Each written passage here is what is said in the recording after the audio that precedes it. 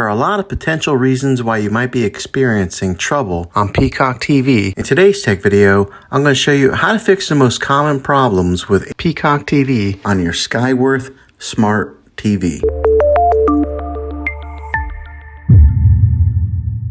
Let's see if we can fix your problems and get your Peacock TV back up and running as quickly as possible. The first one, it's the easiest one to try, and that's to unplug your TV from the wall outlet and wait 60 seconds. Now don't be impatient here, wait the whole 60 seconds, then plug it back in. This is very different from turning your TV on and off with your remote control. This is what we call a hard reset of your TV, so make sure you do this method. If that doesn't work, then find your router that is giving you Wi-Fi and unplug the power to that for 60 seconds. Then plug it back in. If it fixes it, great. If not, let's go ahead and move on to the next method. Try deleting the Peacock TV app on your TV. Go to wherever the apps are located on your system and remove the app altogether. Then reinstall the Peacock TV app again. After you reinstall it, you might have to log back in with all your credentials, but hopefully this works. And if that doesn't work, then I recommend buying an affordable Roku stick, Fire Stick, or Apple TV 4K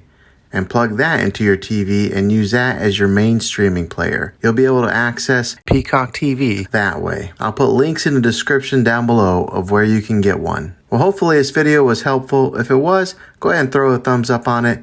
Go ahead and subscribe to my channel. I make tech videos all the time, and I would love to have you back in the next one. Take care.